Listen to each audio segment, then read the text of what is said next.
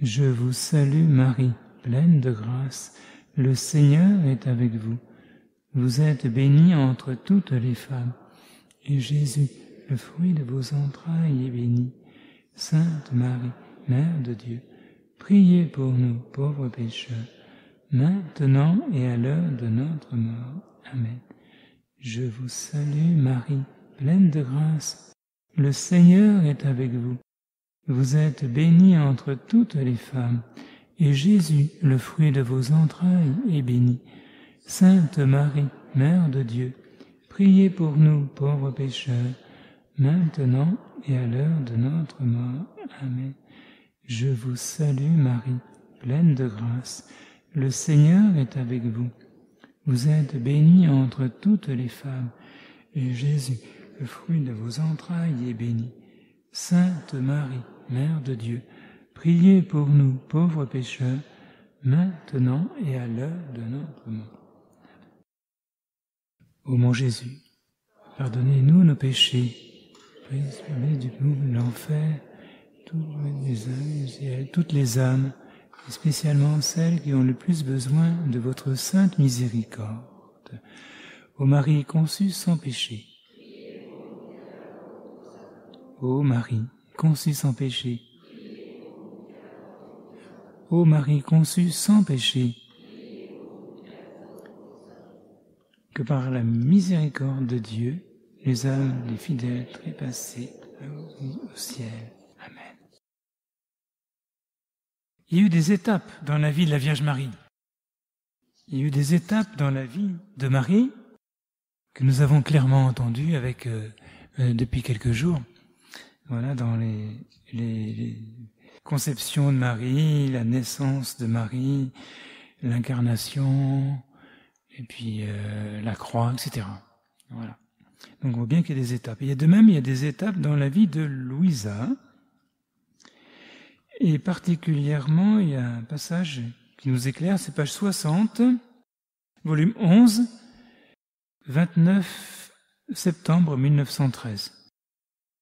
Souvent, on conseille aux personnes qui veulent lire le livre du ciel de lire le livre 1, au moins en diagonale, et de passer au livre 11. Pourquoi pas ? Parce que c'est vrai qu'au livre 11, eh bien, il y a une étape qui est franchie.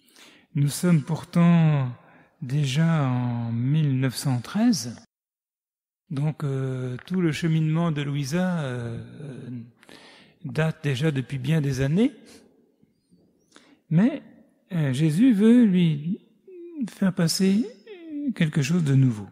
Alors nous écoutons. Depuis plus de 2 ans, donc ça nous ramènerait à 1911.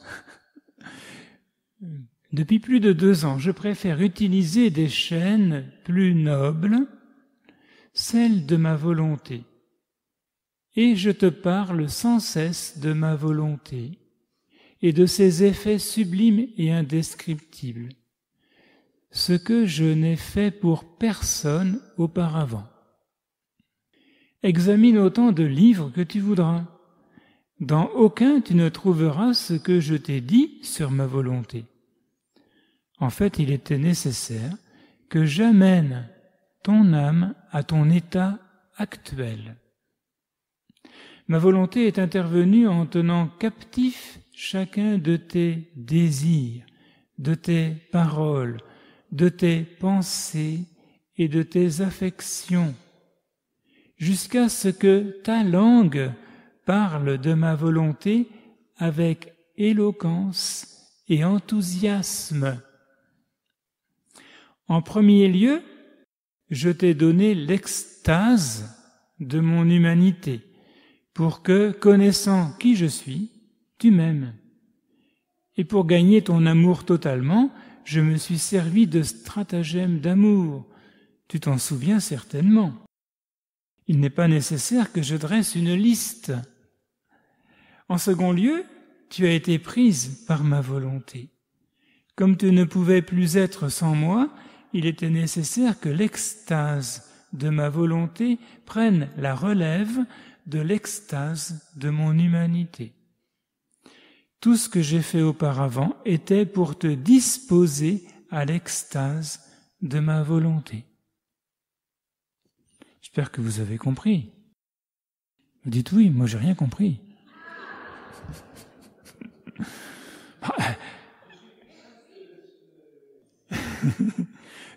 C'est vrai, peut-être vous êtes familiarisé à ce que c'est à vivre l'extase de l'humanité du Christ et l'extase de sa volonté. Donc dans ce cas-là, vous avez tout compris. Mais moi, je pense pas avoir vécu tout ça. Donc c'est vrai que ça me laisse quand même pantois. N'oublions jamais ça quand même. Ce que vit Louisa, à la fois c'est pour nous. Hein, on voit bien qu'il y a quelque chose pour nous. On va réussir à grappiller quelque chose là de bon. Mais ce qu'elle vit, c'est d'abord elle qui le vit. Et donc son itinéraire intérieur, ça lui appartient finalement. Bon, Jésus veut nous le mettre publiquement, hein, d'accord. Mais qu'est-ce qu'on en comprend? Qui peut dire j'ai compris ce qui se passe dans le cœur de Louisa? Je me méfierais de dire une chose pareille. Vous voyez? Donc elle a vécu, quand on lit le livre 1, 2 et 3, là, on voit les différentes mariages mystiques, hein, de trois manières en plus. Hein. Je me rappelle plus exactement, mais à un moment donné, la Vierge Marie lui met la couronne d'épines sur la tête à Louisa. Oui, mais attention, ça se passe pas comme ça. Ça se passe en extase, ça. Dans son état qu'elle appelle normal, qui est cet état où il faut que le prêtre la réveille le matin parce que elle est partie ailleurs, quoi. Attention, hein. On est un peu, peut-être ce qui nous trompe, c'est qu'on est, ce qui est normal, marqué par exemple par les apparitions de Lourdes. On a la grotte, on a Bernadette, on sait qu'elle était assise là, et elle voit Marie là-haut, paf. Puis même Marie descend de temps en temps, hein, et puis voilà. Et elle la voit comme si, voilà. Bon, c'est différent pour Louisa. Ça se passe autrement. Voilà. Et comment? On n'arrive pas à l'expliquer. En tout cas, ce qui est certain, là, c'est que Jésus lui explique, tu vois, il fallait des préparatifs. Voyons, des sacrés préparatifs quand même, qui ont duré des années, où elle ne mangeait pas, elle ne buvait pas, elle se nourrissait de l'Eucharistie. Il fallait la réveiller, qu'un prêtre fasse le signe de croix pour la réveiller chaque matin, autrement elle pouvait rester des semaines comme ça, rigide. Et puis Jésus dit, mais tout ça, à un moment donné, je pense pas avoir le texte là, Louisa se plaint à Jésus, comme régulièrement. Elle dit, ça suffit, quoi, j'en ai marre. Mon confesseur veut que je mange, et puis j'y arrive pas, tout ressort, quoi. Hein, et Jésus lui dit, mais ça n'a aucune importance. Tu manges pas, c'est pas pour ça que je t'ai appelé. C'est secondaire, ça. Je t'ai appelé pour que tu vives dans ma volonté. Voilà. Donc on n'a pas... Elle est cachée, Louisa, elle est petite, et Jésus n'a pas voulu manifester en elle des choses humainement, extérieurement extraordinaires. Il a voulu manifester tout un enseignement, exprimer tout un enseignement qu'elle a vécu intérieurement et qu'elle nous transmet par les écrits. Et là où Jésus est insistant auprès d'elle, c'est quand elle écrit pas, ou qu'elle veut plus écrire, ou qu'elle gomme quelque chose, mais t'as pas écrit ça. Ah oui, mais ça me plaît pas d'écrire ça. Eh ben oui, il faut que tu l'écrives. Et Louisa ne supportait pas d'écrire des choses qui parlaient d'elle. Alors quand il s'agissait de parler de Jésus, la grandeur de Jésus, de Marie, là, pas de problème, elle écrivait. Mais quand il fallait exprimer des textes comme on a déjà lu tout à l'heure, où elle était mise à un tel niveau, là, elle n'avait pas envie d'écrire ça. Et elle le fait par obéissance. Elle le dit bien d'ailleurs, j'écris ça, mais c'est par obéissance, parce que j'ai pas du tout envie, quoi. Voilà. Mais ça s'est pas fait du jour au lendemain, ça. Il a fallu des étapes c'est pas une question que Louisa était une grande pécheresse, non. C'est la nature humaine est totalement naturellement déconnectée de la volonté de Dieu. Donc c'est tout un réapprentissage. Il suffit pas de dire oui, je veux bien mon Dieu. Ah oui, je veux bien, oui, mais attends, la suite, ben, c'est au quotidien, voilà. Ensuite, il y a un point essentiel, on va revenir après sur d'autres points, mais c'est la dimension universelle. Volume 34, 6 mai 1937, donc page 63. Et là, c'est en lien avec l'Eucharistie. Prends mon sang pour le donner à qui tu veux. Prends mes plaies pour guérir celles des pécheurs. Prends ma vie pour donner la vie de grâce, de sainteté et d'amour, de la divine volonté à toutes les âmes. Prends ma mort pour que les âmes mortes dans le péché reviennent à la vie. Je te donne toute liberté, fais-le. Tu sais le faire, ma fille. Je me suis donné à toi et cela suffit. Tu penseras à faire que tout me revienne dans la gloire et à me faire aimer. Ma volonté donnera l'envol pour apporter mon sang, mes plaies, mes baisers, ma tendresse paternelle à mes enfants et à tes frères. Par conséquent, ne sois pas surprise. C'est véritablement une œuvre divine que de répéter ces œuvres continuellement pour en faire don aux créatures. Et il s'agit de tous les actes de Jésus, mais aussi tous les actes de Marie. Nous avons volume 15, 24 janvier 23.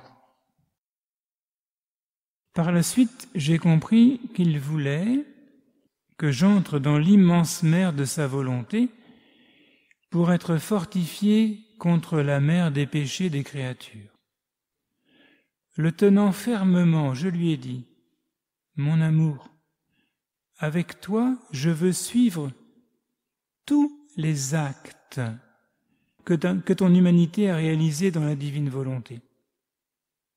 Ce que tu as accompli, je veux aussi le faire, afin que dans tous tes actes, tu puisses retrouver les miens. Dans ta suprême volonté, ton esprit traverse tous les esprits des créatures, afin d'offrir d'une façon divine au Père céleste gloire, honneur et réparation pour chaque pensée mauvaise des créatures, et pour sceller chacune avec la lumière et la grâce de ta volonté. Alors moi aussi, je veux traverser chaque pensée des créatures, de la première à la dernière, afin de répéter ce que tu as fait. Et je veux en cela m'unir à notre Mère céleste, qui ne reste jamais en arrière et qui me garde avec toi. Je veux aussi m'unir à tes saints. Voyez ce que Louisa, ce qu'elle a dans le cœur. C'est impressionnant. Vous avez déjà entendu un saint ou une sainte qui dise ça?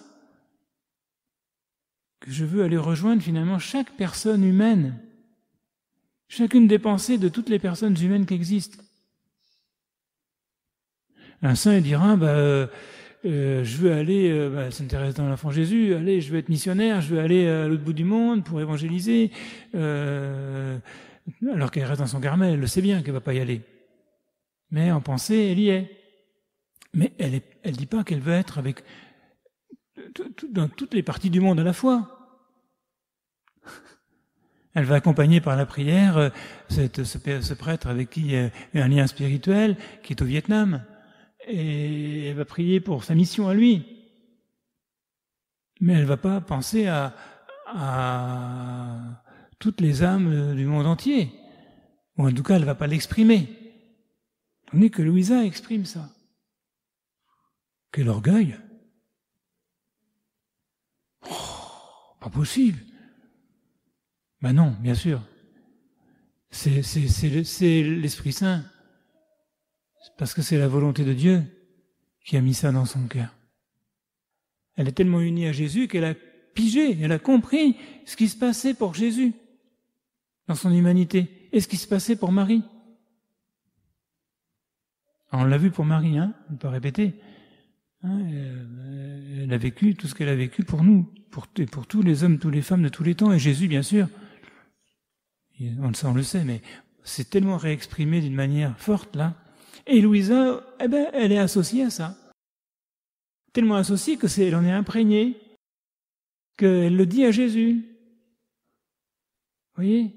Et que sa prière quotidienne, ça va être ce qu'on appelle les rondes. Je vais dire ce truc-là. Vous avez compris, vous? Moi, pas encore. J'arrive pas à faire ça, moi. J'ai l'impression que j'ai tourné en rond. Et puis que je vais finir par me casser la figure, quoi. Non, bon. On en comprend un petit peu quelque chose, voilà, avec ce désir de rejoindre tout le monde. Et toute la création. Voilà. Toute l'histoire du salut. Voilà. Le rosaire, c'est une ronde, hein. Puisqu'on revisite tous les mystères de Jésus et de Marie. Voilà. Bon, mais là-dedans, j'explique un petit peu. J'ai hésité, hein. Parce que comme ça se veut une présentation simple, ça devient compliqué avec les rondes. Voilà. Mais bon, ronde de la création, ça va encore. Là, maintenant avec un avion, on peut très bien faire la ronde de la création vite fait, quoi. Ronde de la rédemption, avec le rosaire, on est bien parti. Et puis ronde de la sanctification.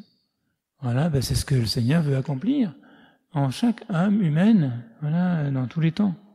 Et c'est pas fini. Je veux m'unir en cela à notre Mère Céleste, qui ne reste jamais en arrière et qui me garde avec toi. Je veux aussi m'unir à tes saints. Alors c'est Louisa qui a parlé là. Hein.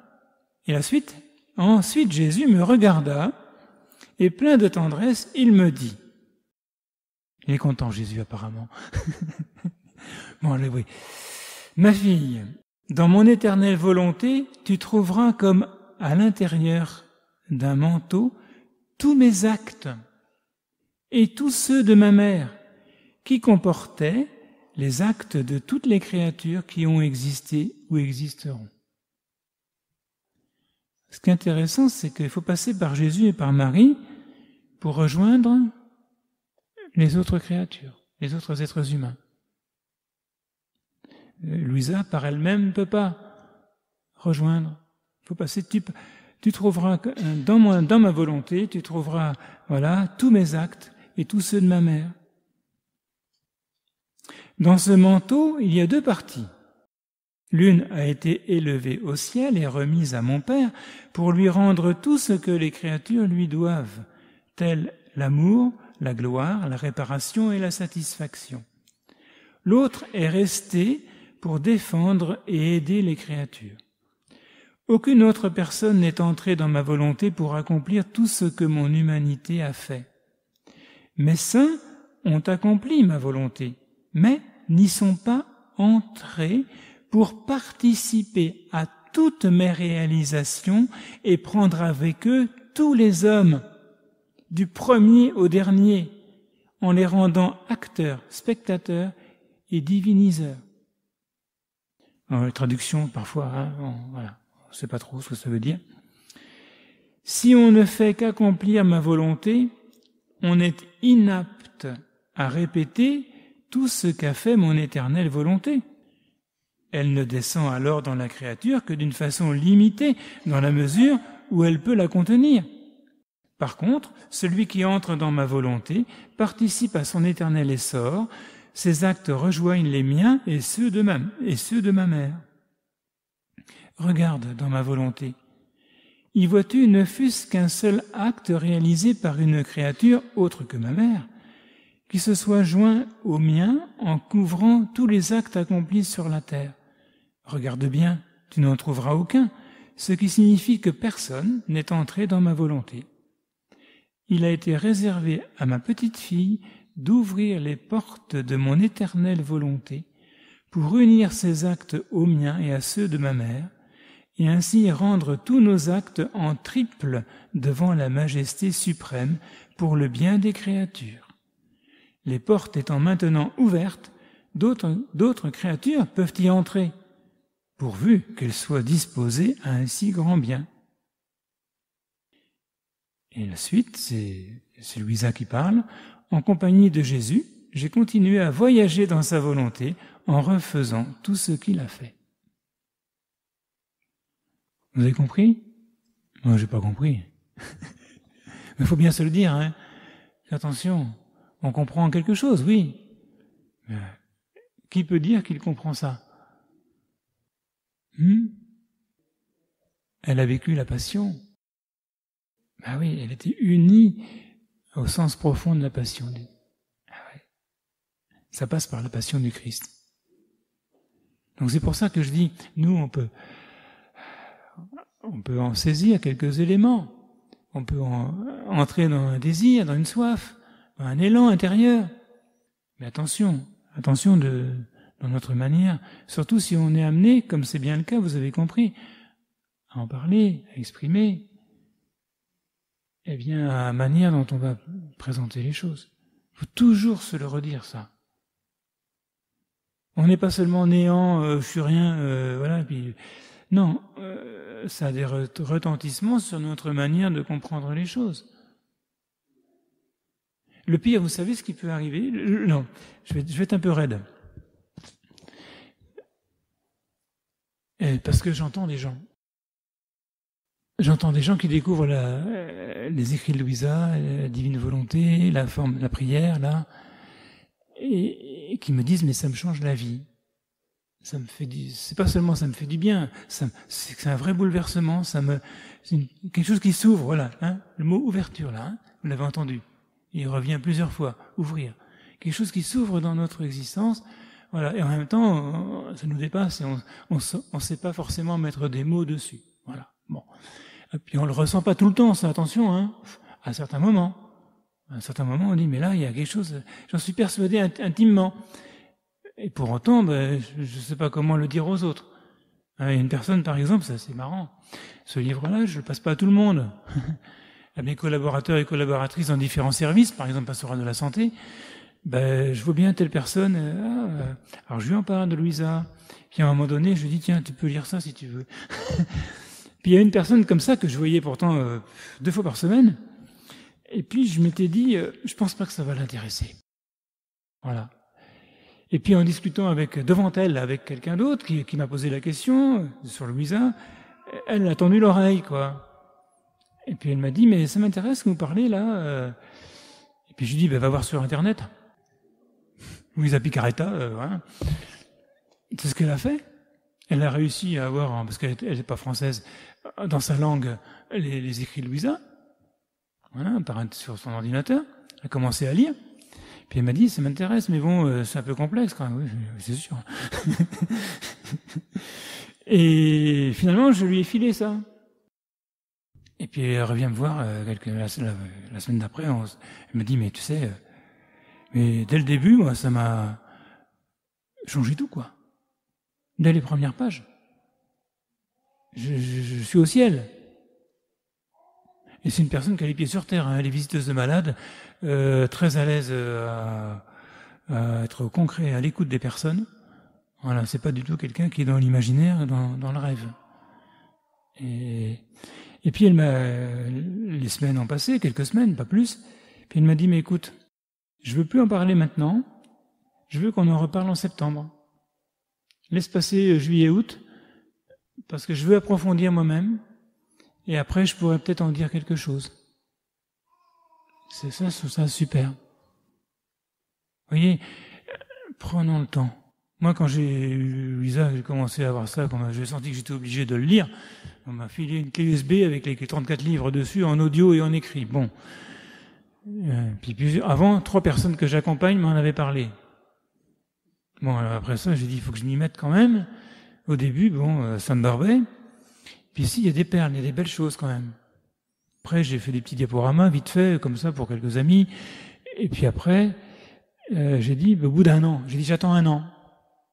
Donc j'ai attendu 1 an, avant de dire aux personnes que je connaissais, qui m'en avaient parlé, si vous voulez, on se retrouve et on fait un petit cénacle. Et donc, le cénacle, ça fait presque 1 an maintenant qu'il est en route. On a eu 16 rencontres. Et voilà. Puis après, au cours de ça, j'ai eu l'idée, oui, mais c'est bien, mais il manque un outil pour présenter les textes de Louisa d'une manière pas trop complexe, quoi, accessible. Et en même temps, sans faire l'impasse que c'est compliqué. Je vais pas leur dire que c'est facile et puis non, les piéger. Je veux qu'ils se trouvent avec un livre où dès le début, c'est des textes un peu costauds et puis qu'ils fassent l'effort en leur disant il faut faire l'effort, autrement ça sert à rien. Bon, voilà. Hein. Et c'est ce que j'ai fait. J'ai fait ça, puis voilà. Puis c'est embrouillant encore. Hein. C'est-à-dire que j'attends vos réactions pour corriger et puis et améliorer. C'est pas paru chez un éditeur, c'est moi qui l'ai fait éditer par une imprimerie. Donc, alors, ce que je voulais dire, c'est pas ça. Ce que je voulais dire, j'ai aussi d'autres témoignages de personnes qui, elles, n'ont pas découvert les écrits de Louisa, mais ont entendu des gens qui leur en ont parlé. Et plusieurs personnes m'ont dit, mais la manière dont elles m'en ont parlé, c'était à fuir. C'était quelqu'un qui se présentait comme ça, et j'ai trouvé la vérité, quoi. Hein, et puis c'est ça qu'il faut, puis c'est ça qui va sauver le monde, et puis c'est ceci, puis c'est cela. Et on présente ça comme ça, mais manière idéale pour faire fuir les gens, quoi. Si quelqu'un s'était présenté à moi de cette manière-là, je pense que dans 10 ans, j'aurais pas encore été chercher sur Internet qui est Luisa Picaretta. J'aurais dit, bon, c'est encore une histoire de gens qui sont aveugles, qui cherchent des trucs originaux, qui vont aller courir de lieu d'apparition en lieu d'apparition, qui cherchent les émotions. Et j'aurais eu ce préjugé absurde, mais fondé sur le fait que quelqu'un m'aurait présenté les choses d'une manière de travers. Donc il faut une grande prudence, voilà, et ça veut dire un grand travail intérieur. Voilà. Moi, j'ai mis du temps parce que je bagarrais, c'est quoi ce truc? Ouais, c'est intéressant, d'accord, mais je ne vais pas présenter ça aux autres, ils vont rien comprendre. Puis moi, je comprends rien non plus, même s'il y a des choses qui me plaisent. C'est quoi ce truc? Jusqu'au jour où, quelque part dans la prière, j'ai compris avec la Vierge Marie que, allez, confiance, quoi, vas-y, tu peux foncer. Tu peux continuer plutôt à chercher. Je crois que c'est Marie, hein. Là, Marie peut vraiment nous aider à pacifier intérieurement ce combat et puis à accueillir et puis à continuer, quoi. Jésus a choisi Marie et il a choisi Louisa pour déposer en elle un acte majeur de son action. D'accord, on parlait du capital tout à l'heure. Il y a un autre passage, volume 21, 16 avril 1927. Et là, c'est le passage que nous avons entendu hier. Je ne vais pas le relire, puisque Père Gabriel Marie vous l'a lu, mais je vais lire simplement la dernière phrase. Oui, c'est à la page 4. Vous avez l'Eucharistie, hein? Le texte, ça parle de Jésus, il n'a pas voulu instituer l'Eucharistie s'il n'y avait pas quelqu'un qui était capable de le recevoir, ce don. Voilà. Et donc, il a choisi Marie. C'est ce que nous avons entendu hier. L'avantage, c'est qu'aujourd'hui, vous avez le texte sous les yeux, là, page 4. Mais ce texte se continue par la suite qu'a lu aussi hier Gabriel Marie. Et la suite, c'est, après le mot là qui se termine par « et ensuite obtenir réparation », le bas de la page 4, la suite c'est, vous l'avez entendu hier, mais je vais le relire cette fois-ci. C'est la même chose dans l'ordre naturel. Si le fermier veut semer, il ne répand pas ses graines au milieu de la route. Il commence par chercher une parcelle, puis il travaille la terre, il creuse des sillons avant de semer. Et pour que sa semence soit en sécurité, il la recouvre en attendant avec impatience la récolte en échange de son travail et des grains qu'il a confiés à la terre. C'est ce que j'ai fait avec toi. Je t'ai choisi, préparé, puis je t'ai confié le grand don des manifestations de ma volonté. Et tout comme j'ai confié à ma mère bien-aimée le sort de ma vie sacramentelle, j'ai voulu te confier à toi aussi le sort du royaume de ma volonté. C'est là que nous avons donc le parallèle entre Marie, et c'est pour la vie sacramentelle, donc l'Eucharistie en particulier, et puis bien Louisa. Marie et Louisa, tout à l'heure, nous avons vu qu'elles se tiennent la main. Jésus, dans cette extase, hein, à droite Marie, à gauche Louisa, elle les fait se tenir la main, voilà. Et on a des moments où Marie va s'adresser directement à Louisa, dans le livre du ciel. C'est pas très très fréquent, c'est pas tout le temps, mais c'est assez quand même régulier. Et par exemple, dès le volume 17, au 2 août 1925, alors vous avez le texte sous les yeux. Plus tard, je me suis retrouvé dans un vaste jardin où, à ma grande surprise, j'ai vu ma reine maman s'approcher de moi et me dire « Ma fille, viens travailler avec moi dans ce jardin. Nous devons y semer des fleurs et des fruits célestes et divins. Ce jardin est presque vide et s'il s'y trouve quelques plantes, elles sont terrestres et humaines. Par conséquent, nous devons y semer des plantes divines afin que ce jardin soit totalement agréable à mon Fils Jésus. Les plantes que nous devons semer sont mes vertus, mes actes et mes souffrances qui contiennent la semence du fiat voluntas tua. Alors, vous avez maintenant... on va attaquer ce grand texte. Alors, vous l'avez écrit en gros. Au départ, c'était le texte que je voulais mettre en valeur, mais bon, depuis, c'est pas celui-là, c'est plutôt un de ceux qu'on a déjà lu avant. Mais il est intéressant ce texte, volume 29, 19 mai 1931. Voilà, on a 3 femmes qui vont être mises en lumière. Lesquelles? Marie, Louisa et Ève. Voilà, les 3. Et ça parle du serpent trompeur. Et puis, surtout dans ce texte, ce qui est intéressant, c'est un autre sujet, c'est Louisa, ses écrits, bien sûr, n'ont pas été diffusés comme ça. Hein.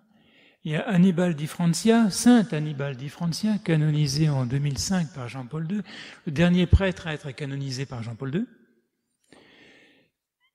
Et Saint Annibale di Francia, régulièrement, il allait pendant 15 ans. Il a été confesseur, et pas seulement confesseur, il était censeur aussi. Parfois, il mettait des corrections d'ailleurs. Il ne devait pas aimer les fautes d'orthographe. Il corrigeait les écrits de Louisa. Enfin bon, Saint Annibale di Francia, qui faisait plein de choses à côté, sur les vocations en particulier, c'est quelqu'un d'extraordinaire, eh bien, il voyait régulièrement le pape Pie X, Saint Pie X en plus, n'importe qui. Et un jour, il est allé lire les écrits de Louisa au pape Pie X, c'était les heures de la Passion. Et Pie X a dit, mais ça va pas ça. On va pas continuer à lire ça comme ça. On va se mettre à genoux. Génial, non? Et donc, ce qui fait que le pape Pie X était assez au courant des affaires de Louisa par Saint Annibale di Francia. C'est comme ça que les 19 premiers volumes du Livre du Ciel ont reçu l'imprimature. Or, dans les 19 volumes, il faut être clair, tout est dit presque. Bon, et c'est vrai qu'après qu'on parlera plus précisément de la Vierge Marie, un volume 34 en particulier, avec beaucoup de précision. Mais déjà, même, on en a déjà dit quelque chose avant. Et en tout cas, pour ce qui est du don de la vie dans la divine volonté et du rôle de Louisa, avant le volume 19, l'essentiel est déjà là. Après, voilà, c'est répété ou précisé, mais donc, et ça a reçu l'imprimature. D'accord.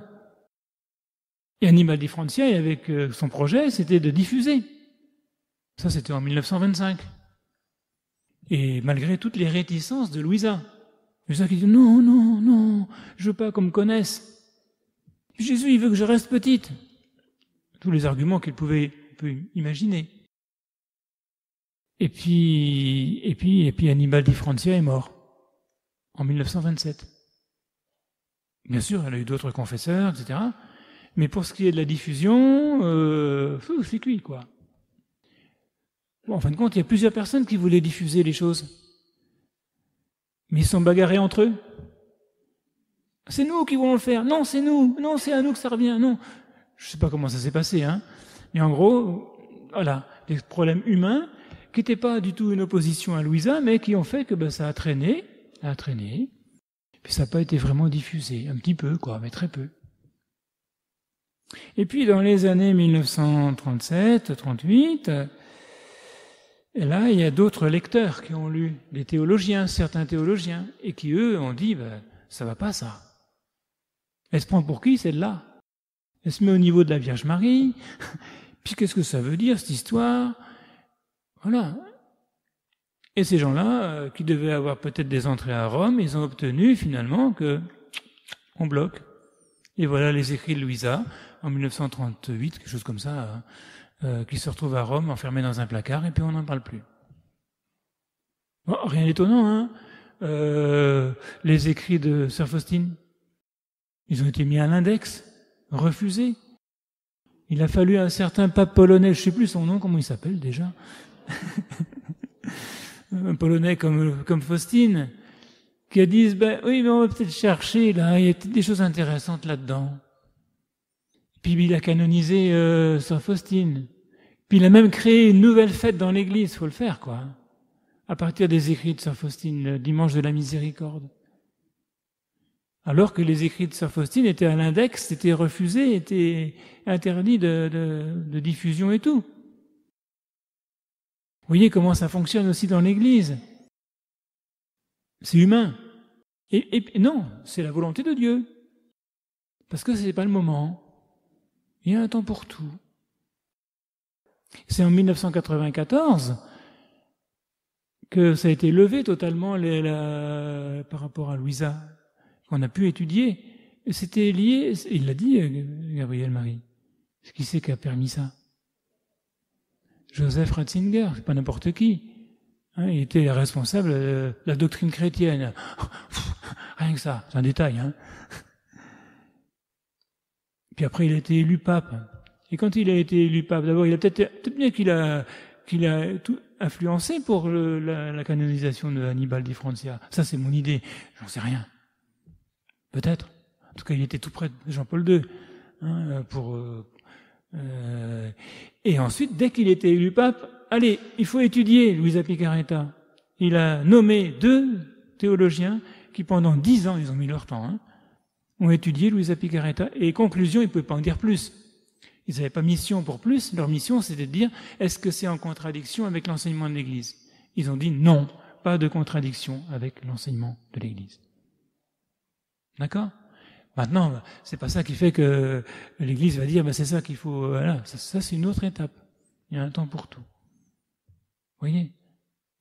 Et puis, avec le problème de gens qui vont, et c'est ce qui se passe un peu en Amérique latine dans certains pays, des gens qui déforment, quoi, et ça va pas, quoi.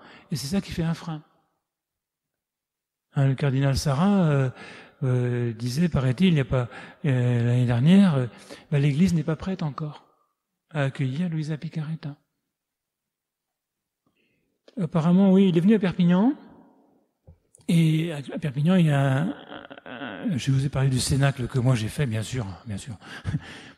Bon, avec quelques personnes, mais il y en a un beaucoup plus ancien, qui a 15 ans d'existence. Une personne qui a connu Luisa Picarreta aux États-Unis, puis qui est venue habiter Perpignan. Puis là, elle dit, tiens, on connaît pas Luisa Picarreta ici, c'est drôle. Aux États-Unis, on la connaît. Et elle a dit, peut-être qu'on pourrait faire quelque chose. Et puis donc, elle a fait un petit cénacle, mais chez elle, pendant 10 ans. Et puis voilà que le cardinal Sarah vient faire son petit bonjour à Perpignan. C'est le centre du monde, Perpignan, hein, vous savez.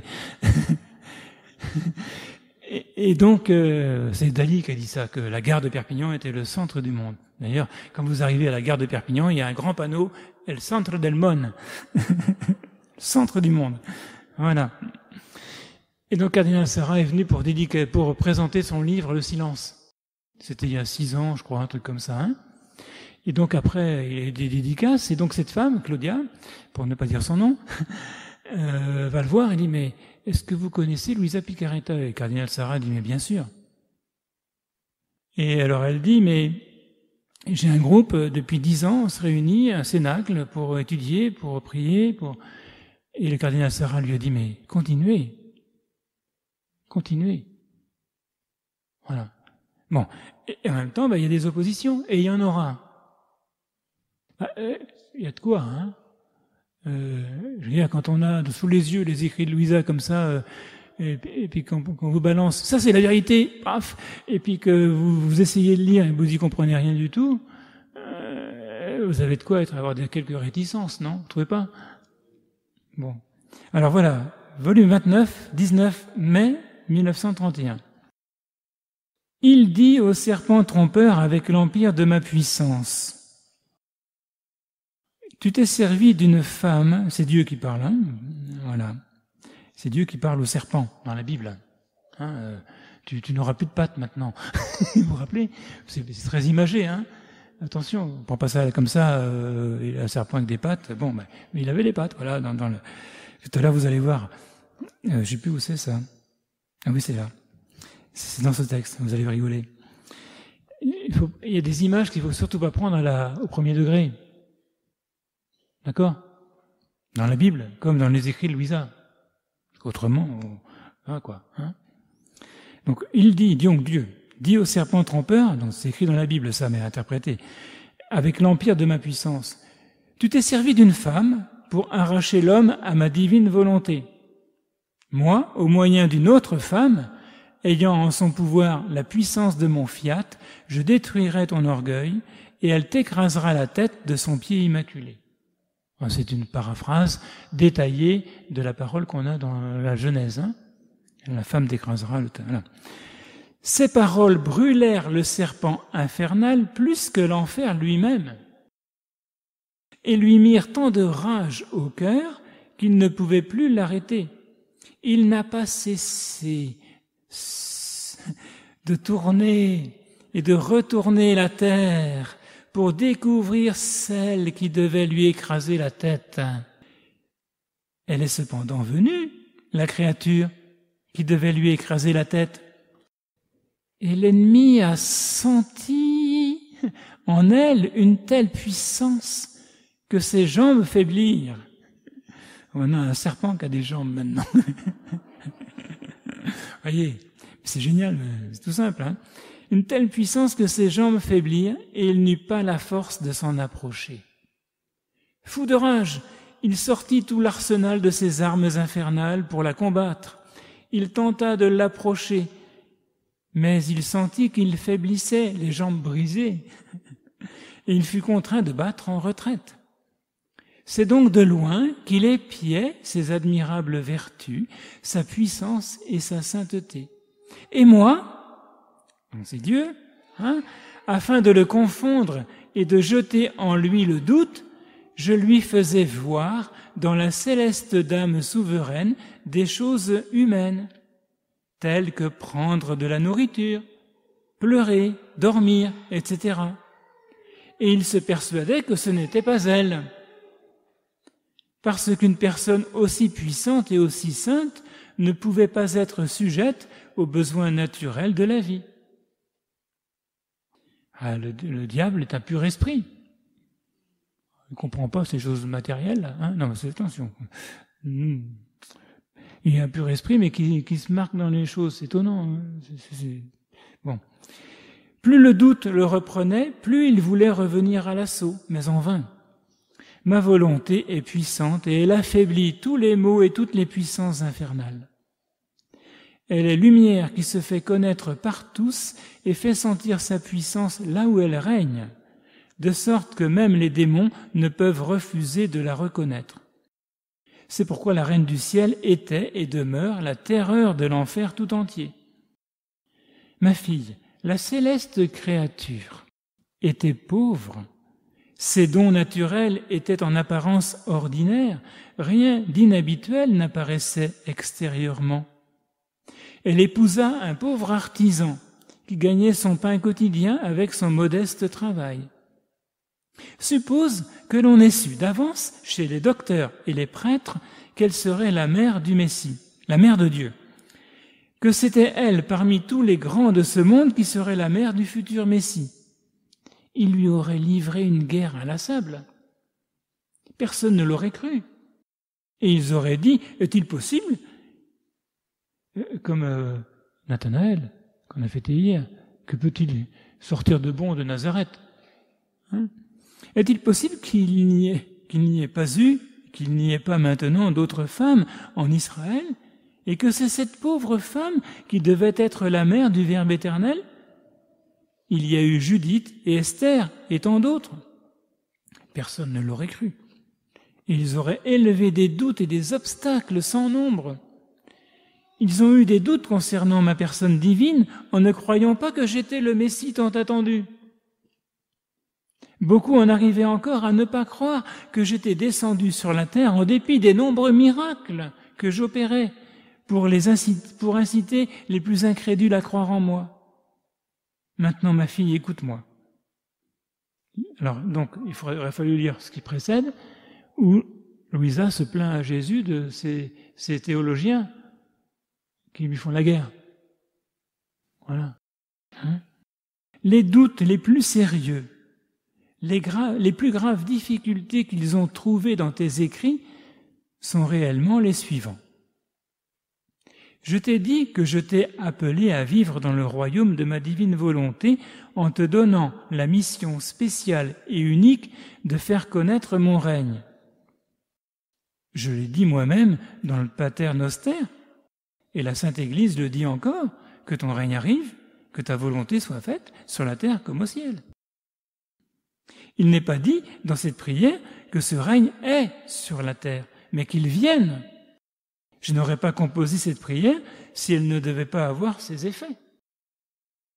Or, pour y arriver, ne devais-je pas choisir une autre femme, elle que le serpent infernal craint tellement, lui qui, au moyen de la première femme, a perdu l'humanité, et moi, pour le confondre, je me sers de la femme, pour réparer ce qu'il m'a fait perdre et pour rétablir pour tous le bien qu'il cherchait à détruire. De là, par conséquent, la nécessité de la préparation des grâces, de mes visites et de mes communications. Cela n'a pas plu à celui qui a lu, et de là ses doutes et ses difficultés. Il n'est pas possible que parmi tant de grands saints, aucun n'ait vécu dans le règne de ma volonté, et que c'est elle seule qu'il préfère à tous les autres. Lorsqu'ils ont lu que je te plaçais à côté de la reine souveraine, parce qu'ayant vécu dans le royaume de mon divin fiat, tu pouvais l'imiter, voulant faire de toi une image qui lui ressemble, et que je te mettais entre ses mains afin qu'elle puisse te guider, t'aider, te protéger, pour que tu puisses l'imiter en toutes choses, cela leur a paru d'une très grande absurdité. Par une fausse et malicieuse interprétation du sens, ils ont dit que tu aurais déclaré être une reine. Que d'erreur! Je n'ai pas dit que tu es comme la reine du ciel, mais que je veux que tu lui ressembles. Tout comme j'ai dit à tant d'autres âmes qui me sont chères que je voulais qu'elles soient semblables à moi. Mais cela ne faisait pas qu'elles devenaient Dieu comme moi. De plus, la Dame du ciel étant la vraie reine du royaume de ma volonté, il lui appartient d'aider et d'enseigner les heureuses créatures qui veulent entrer pour y vivre. Il semble que pour eux, je n'ai pas le pouvoir de choisir qui je veux et quand je veux. Mais le temps le dira. Tout comme ils ne peuvent pas refuser de reconnaître que la Vierge de Nazareth est ma mère, ils ne pourront pas refuser de reconnaître que je t'ai choisi dans l'unique dessein de faire connaître ma volonté et qu'à travers toi, je ferai que la prière, que ton règne arrive, s'accomplisse. Pour le reste, on peut voir, d'après leur façon de penser, qu'ils n'ont considéré que ta personne, mais ils n'ont pas tenu compte de ce que ma divine volonté peut faire et sait faire. Voilà. On n'est pas habitué à... Si, dans les évangiles, Jésus, avec les pharisiens, il va pas de main morte, hein. Ah là, il n'a pas changé, hein. Finalement, la résurrection ne l'a pas changé, il est toujours... Bon, on arrête là. Je vous salue, Marie, pleine de grâce, le Seigneur est avec vous. Vous êtes bénie entre toutes les femmes, et Jésus, le fruit de vos entrailles, est béni.